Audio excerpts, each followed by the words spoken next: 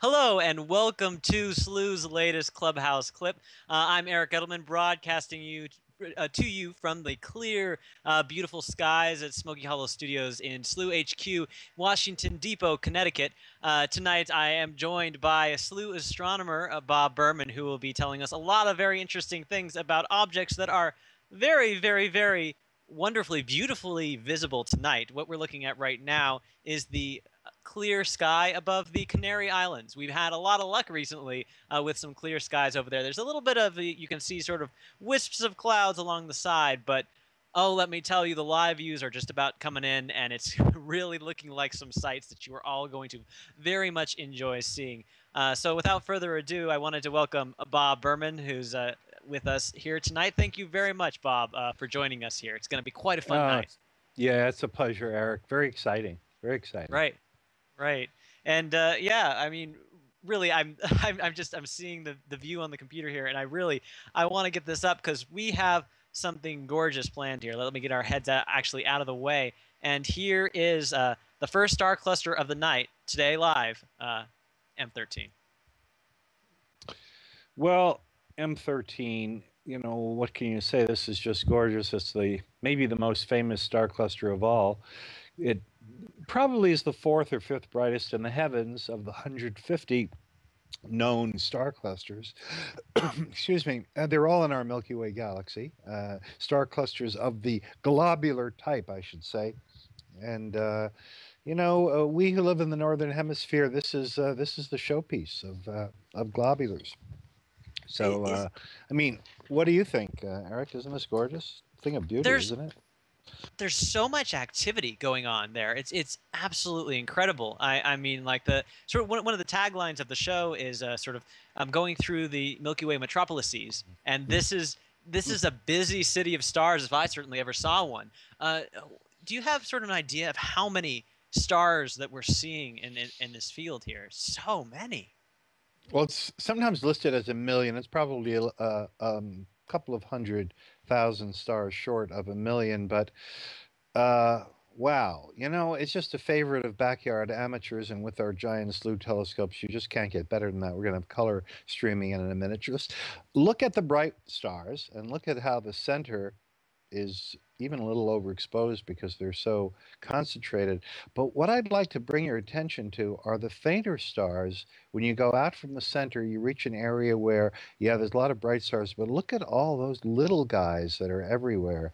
And that's one of the reasons this is so famous. I'm sorry we're showing this first because this is the largest of the globular clusters we're going to be looking at tonight. We're going to be looking at three. This one's twice the size of the others, slightly farther away than the others, but at 25,000 light years, it's still not that far so far as, objects go. The Andromeda Galaxy is 2.5 million light years, and this is 25,000 light years. So we're talking about something that's 1,000 times closer than Well, than that. And gorgeous. It's as old as the universe. This is one of the oldest known globular clusters in the heavens. And because of that, the stars that formed at that time were made of early universe stuff, hydrogen, helium. That's all there was around that time, just a little bit of lithium. And therefore, there wasn't the material to make planets. Our sun is a third generation star, so there's a lot of dust and carbon and oxygen and even iron and things around to form the cores of planets and our beloved Earth and the blood in our veins and that kind of thing, but not back then. So it would be interesting if we could somehow magically know how many of these stars had planets. I'll bet relatively few. yeah, yeah. This is globular clusters are a unique whale in terms of planet hunters because I don't think there's been an exoplanet, a planet around a star other than our sun that's been found in a globular cluster. In open clusters, it's a different story. The younger Right. clusters, not the ones that aren't quite as old as the universe, that have those metals that we're so familiar with in our planet, in our own bodies, and so it's quite an interesting investigation. And I think that you were talking a little earlier about the Arecibo message, that there was a message that was sent out in particular to this globular cluster to see, hey, maybe we can get a response back, a little bit of a ringing the doorbell of this globular cluster and seeing who answered.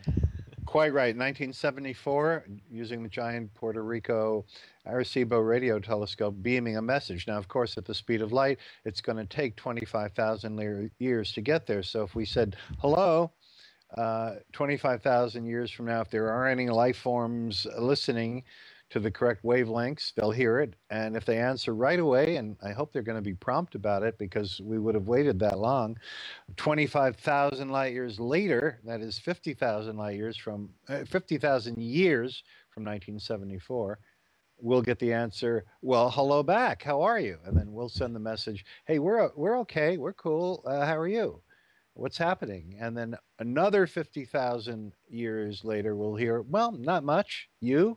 What's going on? So it's going to be a very slow conversation, but it's kind of cool that we did it. Members of Congress at that time some of them were up in arms about it, wondering whether it's a good idea to really announce our position, which is what we did, our location, the fact that we are intelligent life forms and where we're located to and so many possible planets at once, but we did it. There's no taking it back. and look at the color that's coming into this image now, and we're seeing sort of the diversity of the stars here. That they're not all they don't all shine the same, and they're just but it's so gorgeous to look at this zoo of It stars. really is. But notice the predominant color are oranges. They're whites and oranges. We don't have a lot of blues. There's a few blue stars there, some of which I suspect are even foreground stars as we look at this. Um, but here's something cool. If you could shoot an arrow through this thing, Eric, the odds are that it would not hit a single star. This globular cluster is 150 light years across, contains almost a million suns, and yet even in the center, where the stars seem to touch, there's still an average of a quarter of a light year of space. Now, a light year is 64,000 astronomical units, Earth Sun distances. So we're talking about a quarter of that. So 16,000 Earth Sun separations, even in the center, between stars. So it looks crowded, but it's less crowded than it appears. And yeah, I think that speaks a lot towards the question that I got a lot as I was studying astronomy, which was if the Andromeda galaxy, as it's coming closer and closer to us all the time, it collides with the Milky Way.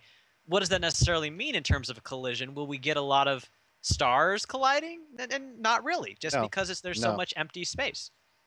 absolutely. Stars on average in a galaxy are 1 million star widths apart. Galaxies in the universe are on average 20 galaxy widths apart. So that's why you do have galaxies colliding, you don't have stars colliding. I mean, you can, and actually in some globular clusters we do because it's so crowded, but obviously it's rare. The other thing, cool thing is that this was discovered by the famous Charles Messier. That's why it's M13. It's the 13th on his list, and we're going to talk about that because for about 20 years, he and his assistant, Pierre Méchain, this was the cat's meow. These were the guys. This was the Neil deGrasse Tyson and the Carl Sagan and the greatest astronomers of their time. This is before Herschel started doing his discoveries, a good half century after Edmund Halley was famous for the things he did as the astronomer royal of the in England. And so this was the time of magnificent discoveries. I saw a copy of Charles Messier's notebook, Eric, and what he wrote about this discovery. And you know what he wrote about this? He said, "This is a perfectly round nebula, which I am sure contains no star," And which look is how a far we've testimony come. for how absolutely crummy his telescope was. I mean, this poor guy on a Paris rooftop trying to look for comets and a telescope that would not show a single star. When we look here, that's all there is. That's all there are stars. And in fact, we'll explore that as we go to our next object. And what are we seeing here? Oh, this is a gorgeous one. I believe we're seeing the mirror ball, as we're calling it, on M M10. M10. M10. Now, this is really, really fascinating that this is what our members are choosing to look at tonight because we've just gone from a globular cluster that was 25,000 light years away to this one that's about 14,000, in other words, half the distance. This is twice as close, but is it twice as big? No, it's not even quite as large appearing. Now we're using the same magnification, same telescope, same magnification on an object that's twice as close, and yet it's either roughly the same size or maybe even slightly smaller, which tells us that this is a diminutive globular cluster. This is inherently a much smaller one, and right away this reveals to us that globulars come in different sizes. This one has a little bit more metals than M13 did. It wasn't born when the universe was born, the way the one we just saw is M13, but this is still relatively unrich in metals. And when astronomers say metals, I know you know this because you have a degree in astronomy, Eric, that astronomers, oddly enough, call everything except hydrogen and helium a metal. We're an odd bunch, you know.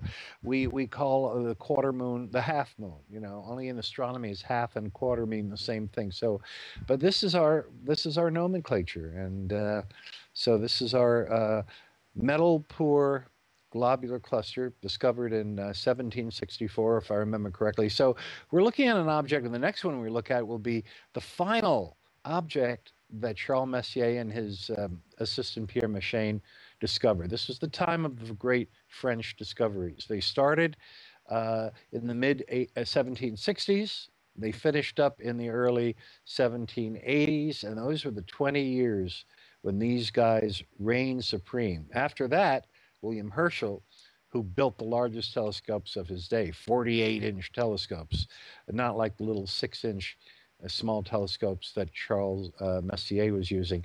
Obviously, when William Herschel looked at these things, he was not going to scribble in his notes, here's a cluster, here's a nebula that contains no star.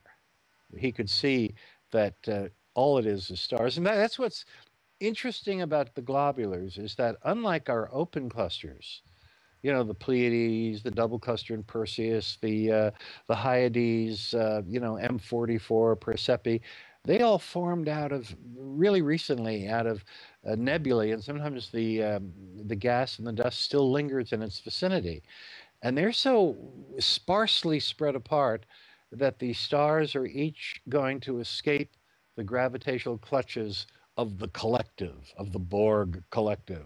They're gonna they're going to get away. And that's why these clusters never get old. You never see, or almost never see. I shouldn't say never, but you almost never see a truly old open cluster because by the time the stars have reached even middle age, they've gone their separate way, and there is no cluster. But look at this different story. This is they're hanging together for 10 billion and more years.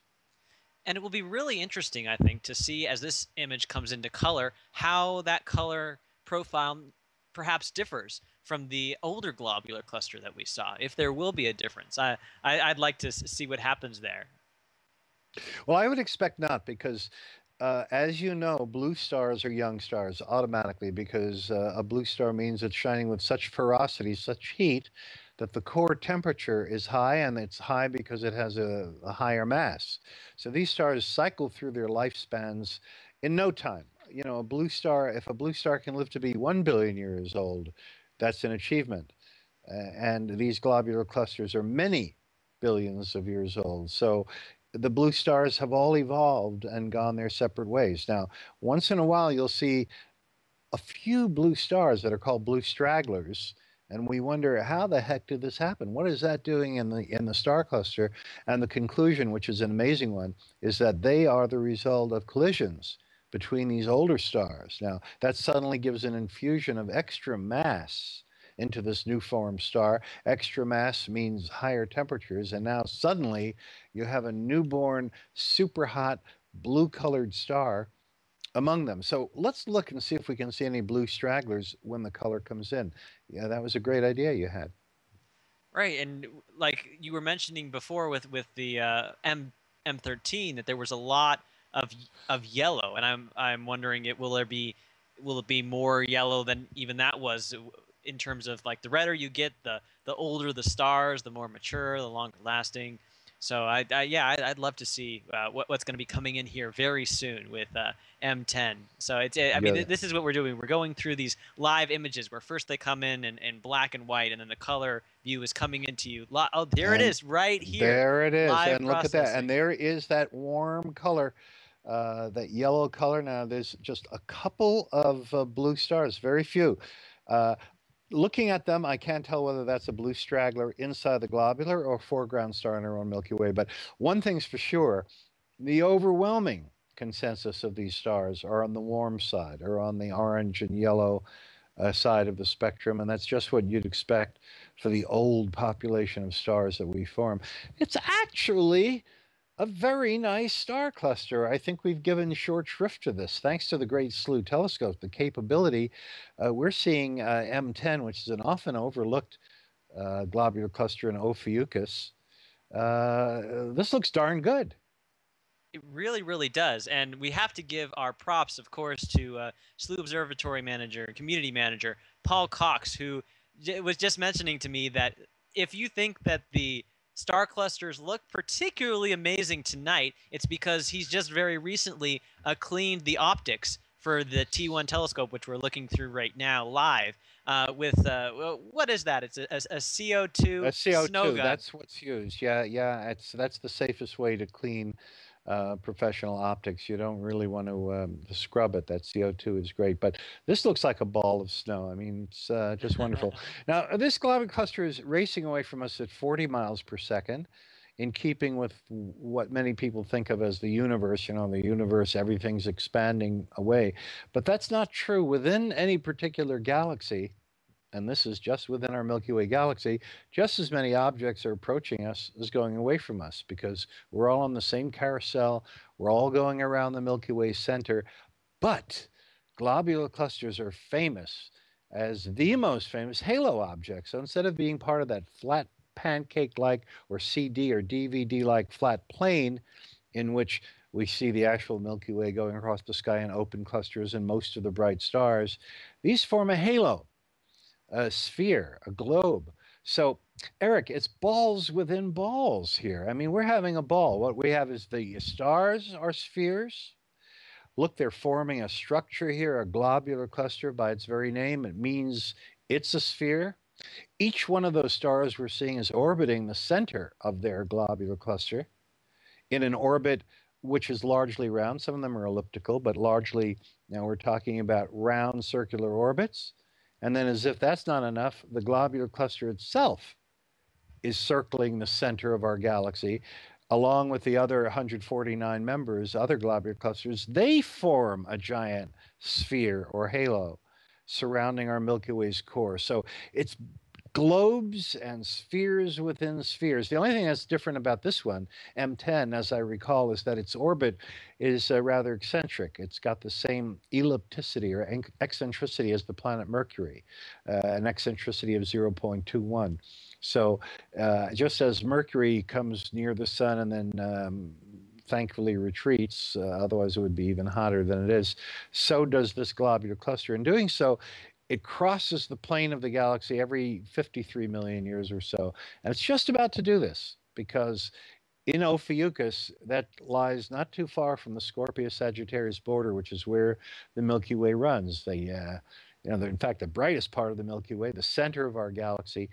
And once this goes behind the core of the galaxy, nope, I take it back. It will never pass behind the core of our galaxy because it's only 14,000 light years away. It's on our side of the core of the galaxy. So that's one reason why we see it so clearly. It's quite close to us. One of the closest globulars in all the heavens. In fact, it's almost in competition with some individual stars. The star Adera and Aludra, Epsilon Canis Majoris, are about 3,000 light years away. So this is only a few times farther away from that. Now we go to yet another globular cluster, also in Ophiuchus, and this is, drum roll, Eric? M107. M107. Now this is very cool too now. Now we're looking at another globular, again, roughly that same distance. That is quite a bit closer than our first one, the Hercules cluster. And yet this one also is not very big. So closer than the great Hercules globular cluster M13, and yet not bigger appearing, even though we're using the same telescope with the same magnification. Bottom line, this one's the same size as M10 that we just saw. They're matching. They're twin globular clusters. This one's about 80 light years across compared to M13 is about 150 light years across. So if you could travel at the speed of light and go from Boston to Hollywood, and then back to Boston, back to Hollywood, and back to Boston, back to Hollywood, you do 60 trips in 1 second. That's the speed of light. 186,282.4 miles per second. Whew, fast. Well, if you could go that fast, the speed of light, you could cross this thing from one side to the other in 80 years, a long human lifetime. So that's the diameter of it. The bright part is about half that, but that's the diameter of this. Same exactly as the diameter of the last globular we saw, M10, but here's the difference. The other one was racing away from us at 40 miles per second. M110 is rushing toward us at 90 miles per second. So as we're sitting here chewing the fat about it, just talking about it, Eric, every second it's 90 miles closer. Kind of cool. Shows that not everything in the universe is going away from us. Yeah, it really is representative of that whole chaos, and I'm loving the objects that we're able to see tonight. In that we are getting a really great sample, and you were mentioning earlier, it's like apples to apples because these are all the same type of object. They're all globular clusters, and we're seeing them from the same field of view. So we're seeing them all from that same perspective and able to compare them. And really seeing the majesty of M13, but also compared with the really the beautiful characteristics of these other clusters and we're going to see the color coming up here, and it will be amazing to be able to compare that as well. There's so much to be explored in these really these old leviathans of the galaxy's past. These are the birthplace objects. And really, one thing I was curious about: how are these globular clusters in relation to the age of our solar system? Well, our sun is about 4.55, 4.6, I'm say 4.64 billion years old. And these are, M13 as one of the oldest globular clusters, was essentially born when the universe was born 13 billion years ago. This one is not quite as old, but you're still talking about something in the area of 10 billion years. So more than double the age of our sun. And back then, you certainly didn't have third generation stars. Now, by generation, it means this. These are the early stars that first formed from the universe's primordial ingredients, hydrogen and helium. If a star had enough mass and turned into a supernova and exploded, threw its contents into space, and if some of that stuff contracted a cloud of hydrogen gas just minding its own business, the impetus uh, could give birth to a new generation of stars, but this one would be richer because supernovas have heavier elements in it. In fact, in a supernova, by fusion, you can get nickel and iron and even uranium. There's only one atom of uranium in the universe for every trillion hydrogen atoms. I happen to know that fact easy because 1 trillion is such an easy number. So it's not often you find that, but you didn't get the richer stuff until stars had time to grow up, supernova, if they were going to do that, form another generation of stars. So our sun is a third generation star. That's why we've got all this richness in our bodies, on the planet Earth, and in the sun itself. You look at the sun with the spectroscope, and there are the lines of magnesium and manganese and copper and that famous double line of calcium and the K line of potassium. Lots of rich stuff in the sun. Iron, not here. We look at these stars, and this is plain vanilla hydrogen that we see here, and helium, the initial constituents of the universe. What's odd here is if we look closely, we'll see a few patches of kind of a dark patches.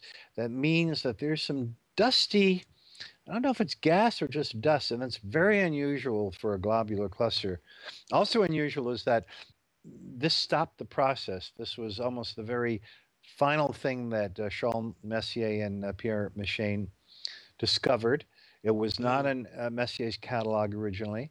There was a notation that they intended to add it in a later edition, which never came out.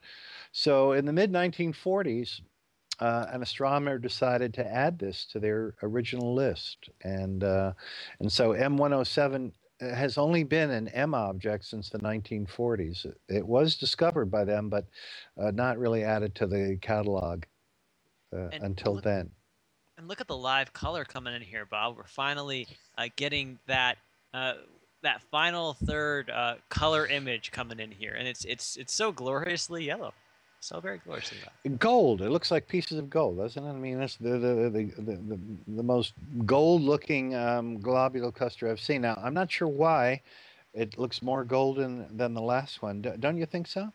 Yeah, you're really like I'm not seeing as many blue. I think there's maybe a couple blues that seem like they might be background stars, but yeah, it's very very significantly yellow, and I mean there's so many factors that go into play with globular clusters. They all might be very old and very large and tend to be out of that plane, that pancake of the galaxy, but there's different things in terms of metallicities, populations, and these clusters can interact with other parts of our galaxy. And so this color allows us to read a little bit into their history and to explore that mystery just a little bit. Yeah, it's quite lovely.